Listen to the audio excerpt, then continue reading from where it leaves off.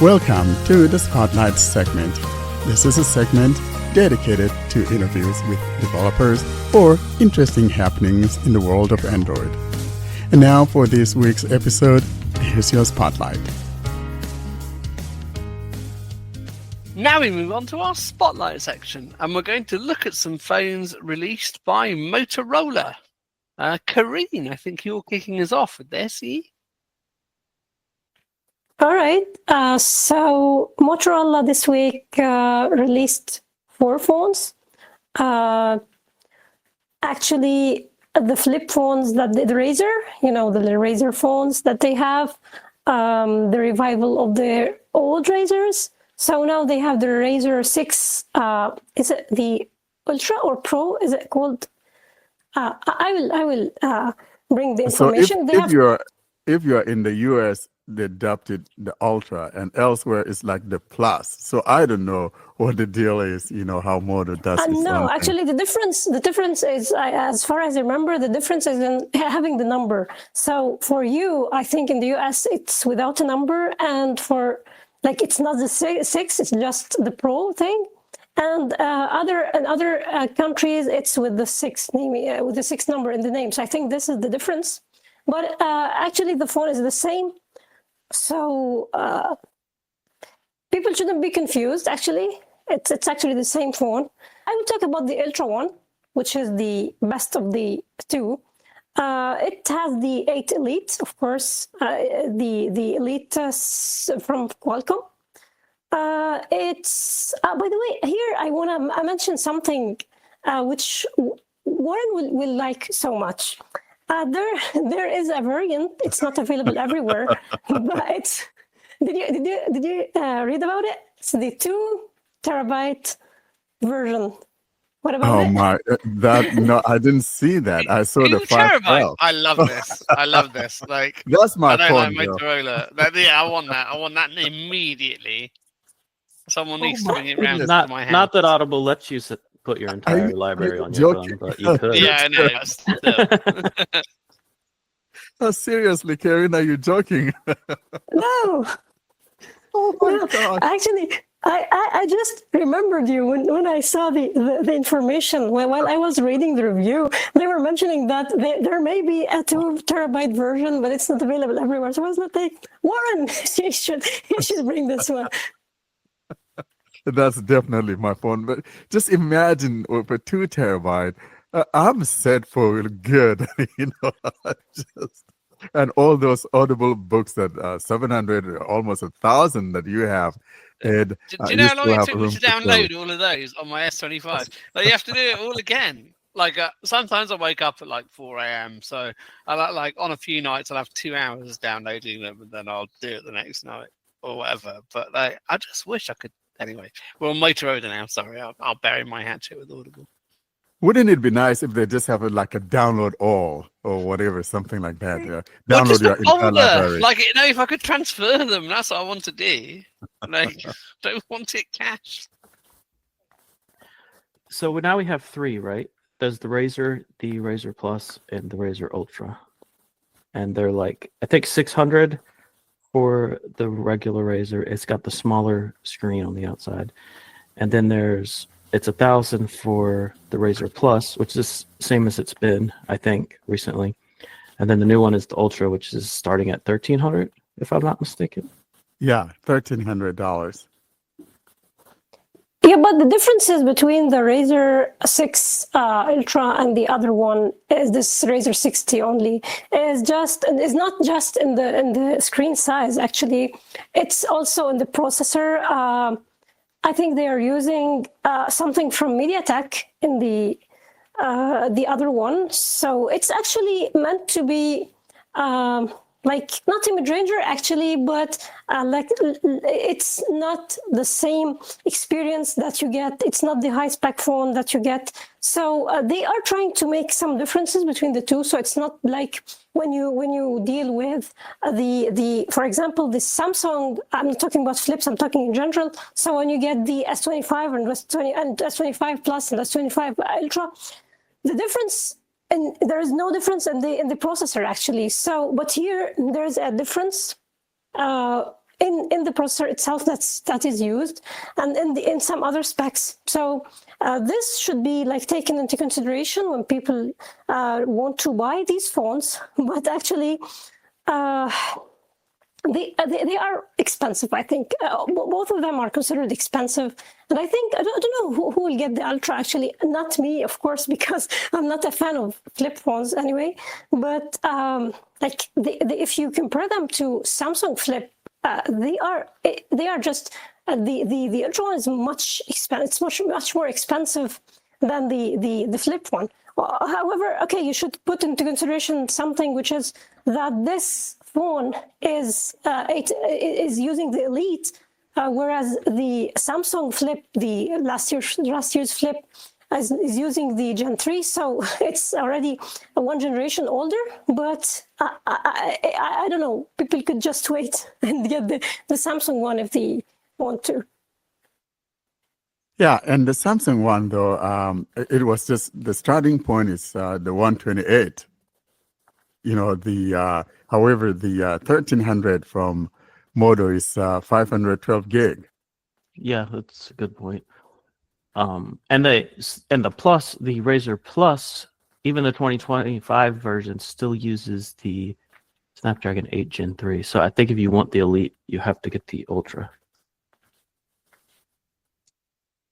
So I am actually most curious. I know it's nowhere near as good, but having a decent foldable that undercut Samsung by like what, 25%? Isn't the Z Flip like $800? You know, like I'm pretty curious how much phone you're getting and how good the foldable part is. It like that might be the one to watch. That's like the sleeper. Yeah, it could be. So the competitor to these Razr phones is the Flip, the Samsung Z Flip, not the Z Fold, because the Z Fold is more of like a tablet type device that unfolds into a tablet. So I think these are actually priced around what Samsung would price theirs. At least the Plus and the Ultra are around the same price. Especially once you like bump up the storage on the Z Flip devices. Well, isn't the Flip now about $700? No, Which it's one? The 1100. Samsung, it starts at $1099. Yeah, No, I 1100. mean, no. Actually, if we look at last year's one, isn't it discounted now? Well, Yeah, well, I'm sure it discount goes is on sale, discount. but Yeah. it's retail like regular price is 1100. 1100, yeah. And that's Mhm. 128. Oh, that makes sense, actually. So there's, in fact, not that much difference between the two, but there is a difference. And but as I said earlier, and we already said that there is also the difference in the processor itself, in the storage. So there are actually other differences that you should consider other than the price. But one thing that Samsung is better at is the support. So this phone, although it's expensive one, it's having just 3 years of upgrades, which is not good. I mean, who is still doing this? I mean, they should just try to increase the years of support, because it's not good in 2025 after what other companies have done to stay with 3 years, especially that we're talking about Motorola, the Hello UI, which is already so close to the stock Android. Okay, there are slight additions, but it's close to stock, so they shouldn't have a lot of excuses not to give people more years of updates. Actually, it's not just the years of updates, is it? Like Motorola are slow with updates. Even when they offer updates, it's slow, isn't it? Yeah, but waiting is better than not getting anything at all. No, but like, you can look at some of these update offers, and then how quickly is that happening, and what is it that you're getting? I'll be honest, with the way Samsung does updates now, like with how how many issues One UI 7 had that they never fixed. You know, they can keep their damn updates. I don't want them. Yeah. No, I agree with Karen, though. I don't care how long it takes, but if the number of updates is what matters. It's not the frequency that really matters. If I'm guaranteed 4 years, at least I know I'm going to get 4 years of update. And even if it doesn't come on time, I know that I'll have that support. But not to have a good, decent number of years for the update. That's the problem with Moto. And I thought that they have moved to 5 years, but I'm surprised that this thing is still at 3. That's not good. I So think Sony's like that too. Sorry, Warren.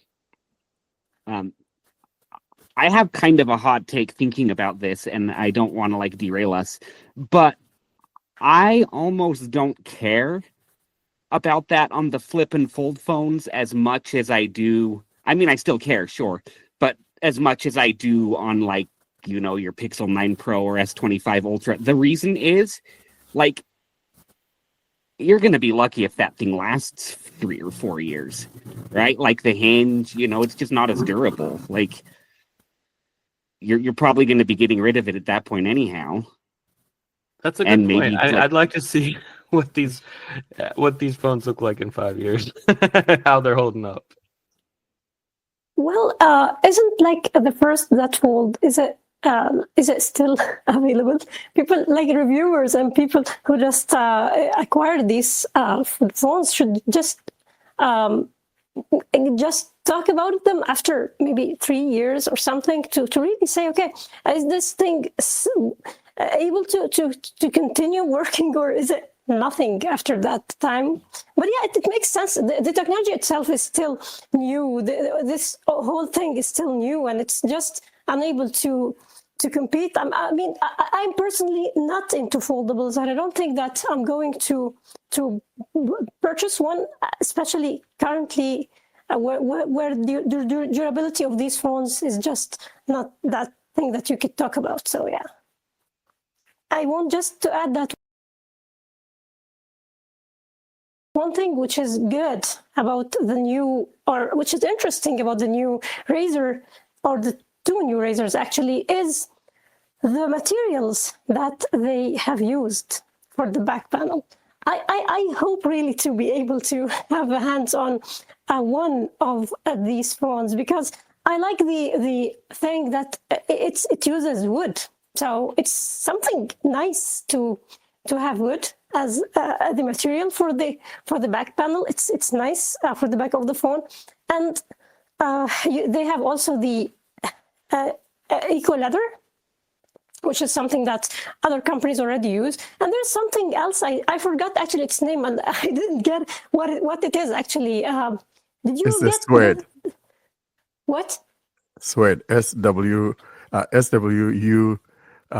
I don't remember. SWUEDE There's no or W. something like There's that. no W in it. It's SUEDE, Suede. Something like that. Suede. Yeah. You're not going to win on spelling bee, Warren. Like the I'm Kiwis not. are going to beat But you on spelling frankly, bee. Karen, You're that's dead. SWADE. yeah. So, what was it, John? SWADE. That is not Suede. That is not But Suede. now, frankly, SWAYED. Yeah, thank you so much.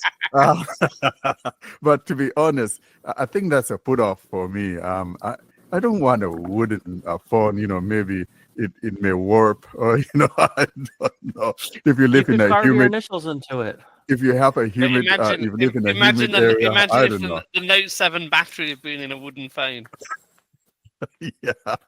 So, but It was yeah, the Note 7 that went on fire, wasn't it? That one. they went crazy on something called the Pantone. You know, PANTONE, the colors. You know, This is the one red. that I'm talking about. But it Yeah. has something material that I don't get its name, but I don't know. Is it also wooden? Yeah, you got 3. You got the either the wooden one you mentioned, then you have the leather, whatever, and then the suede is the third one. But then they have the different colors. It's all based on something called the Pantone. You got the Pantone red, you got the Pantone, I call it the Scared, SCAREB, Scarab or whatever. Then you have there are like 4 of them. Mountain something. It's just interesting. We'll see how these things pan out for them, but I don't think I would want any of these phones based on those things. What I was going to say though, I think speed of rollout does matter, not length of updates. Like if if you've got a braille display that needs HID, so human interface driver, that needs various things. It needs your braille display driver. It needs TalkBack. It needs Android 15, I think. So if you have a phone that's going to get lots of updates, a long time's worth of updates, but they don't happen in a timely manner, I think that's a real problem. I would almost rather have, and this comes back to what Kurt was saying about how long we're going to use these things for anyway. I want updates deployed quickly and maybe fewer updates. Otherwise you're stuck, aren't you? And have it do like what Linux and Chrome OS are so good at, maybe, and having like an Android long-term support of like, okay, we'll give these things security patches. Gosh, Dweebit, I had a thought. HID. Really quick, because I for years, one of the main things that kept me from using Android was Braille. So I use Braille on my Android a lot, and it's really frustrating. A lot of the head displays are updated, and it works great. The NLS e-reader, the one they give everyone for free, still does not, because I think NLS has to roll out. And I mean, I'm guessing that's the only bottleneck there could be still. And so just because you have the standard, it can not always apply evenly, I think you have two NLS displays as well, don't you? You have the HumanWare one, and is it ZooMax the other one? So whether that's the thing. Yeah, I have the HumanWare, and all the other HID displays work, allegedly. Another thing I wanted to mention real quickly is that if anybody has been interested in the Clicks keyboard case, they announced that they're pretty much right out of the gate going to be offering a case for the Motorola Razr Ultra. So yeah, it's a case that plugs in to the USB port and gives you a QWERTY keyboard, and it gives you like a MagSafe case. Of course, they don't say MagSafe, but it's magnetic. It works with magnetic chargers, and it pretty much gives you like a form factor while the thing is folded closed of like what a BlackBerry used to be. So if that's something you're into and you want that physical typing experience, that's an option. But it's USB, not Bluetooth, is it? Because what I quite liked about my other keyboard cases, they clicked in and there weren't any wires. I had them for iOS. I had to go to little strange shops in London to get them, but they were not USB. You click them in. Some of them had lovely keys as well. They were nice cases, but I wouldn't want a USB one. Yeah, this one plugs into the USB port. It has a pass-through port on it where you can charge, and it's like I said, it works with wireless chargers also. I still don't like it. I want it. I want my phone clicked in. It needs to be Bluetooth for me anyway. Another thing I want to mention regarding this Razr 6 Ultra, which is not that good, and people should consider this fact before going into or rushing to buy this one, is the fact that it has a lot of CPU throttling. So reviewers are complaining about the throttling, which is actually weakening what you are able to get, or which is like you're getting a weaker version of the Elite. Actually, you have the same Elite that is found in other phones, but when you're unable to use this to its full potential, when you're unable to benefit from it, actually you are not really getting what you paid for. So this is a real problem, and it's quite annoying, and it's just making the experience worse. Okay, they don't want it to overheat, but actually the consumer also wants to get what he or she has paid for. So I think this is a problem that should be taken into consideration. Totally agree, Corinne. This really winds me up, as does battery life published when things are optimized. Like, I want battery life published on the basis of basically how John runs his phone. That would be what I would publish battery life on. And it annoys me when stuff gets throttled and optimized. Actually, also they released they released a watch and wireless earbuds. I will just mention them quickly after I talk about the Edge 60 Pro.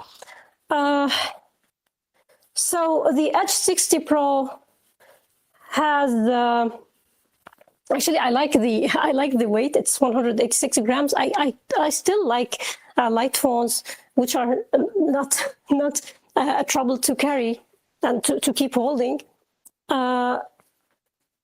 So this device is IP68 and IP69, and also it's compliant with that standard about that one, the military one, which is related to drops, the MLTD or MLT.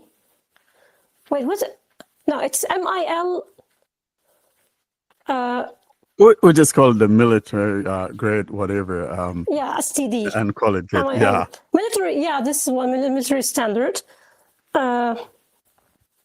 But they mentioned that they don't guarantee that it is rugged. So while you are using it in extreme conditions, so it's like they are saying, okay, it's compliant, but be careful, don't go so far. So it's 6.7 inch. And I like also the screen to body ratio, which is 92%. I also like so much when the devices are it's a good one. 92, it's really great. But actually, it's Corning Gorilla Glass 7i. I think they could go with something better, but they did it like this. It's Android 15, of course. I think it will get the same treatment with respect to updates, 3 years. It uses the MediaTek 8350. So they're a lot going with MediaTek a lot. Which is a good chip. I just want to say it's not bad. Yeah, MediaTek actually is able to be competitive. But we are talking about 4 nanometers here, not 3. So, and I don't think that it's also it's not in the same it's not the same it's not in the same level of the high-end processors. So yeah, but it should MediaTek's work. high-end pro. Exactly. So 256 or 512, you get either 8 gigs of RAM or 12 gigs of RAM. And the last thing is actually you have the fingerprint side mounted. It's the same as the Razr. The Razr is also having this side mounted and the power button. And by the way, the Razrs have the assistant button, and they have also Motorola has this AI assistant, which is their own. It's trying to compete. Like you can do things with like phone functions, operations and stuff. I can't really comment if it's really good or not, but it has its dedicated button. And the last thing is the battery, which is 6,000, which is not bad actually. So yeah, this is the phone. The last two things are the earbuds.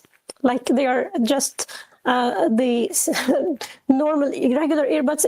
They are just similar to what Samsung offers and what Google offers. I won't talk about them, but the watch is something interesting. It's about $79, I think, but it can't connect to the phone. You can't take calls. You can't also install additional apps. So it has its own apps, and you can use it for fitness tracking and for health stuff. But what makes it, I think, that cheap is the lack of stuff related to syncing with the phone, taking calls, installing apps. So I I think it could be good for people who are into these things, but I don't know if it contains a screen reader. I really like to know if such thing has a screen reader. That's what I was going to interested? ask, because it would need a couple of things. It would need to run Android. Do you know if it runs Android? No, or if they have their actually, own OS? I don't know really, but it's And really also- interesting. Yeah, and also it would need a speaker, because a lot of these cheaper like Fitbit type devices don't even have speakers. So I mean, yeah, definitely something you want to find out before you go purchasing it. I think it sounds more to me like the Mi Band from Xiaomi, and the Mi Bands are like that. You can get them for maybe even like $30 or whatever. This sounds more like a Mi Band type of thing, but we'll see. But I doubt that it'll have any speakers. It may have a speaker, but definitely not a screen reader. And see, here's the funny thing: you think that Motorola, who knows about accessibility, may kind of try to figure out how to implement accessibility, but as often the case is, none of that matters. They're looking at the bigger picture, and we're not always part of that bigger picture. Well, Motorola is no longer Motorola. Actually, it has been sold several times, and actually, it's now some sort of Lenovo stuff. So actually, we can't say that what was right about Motorola before is the same now.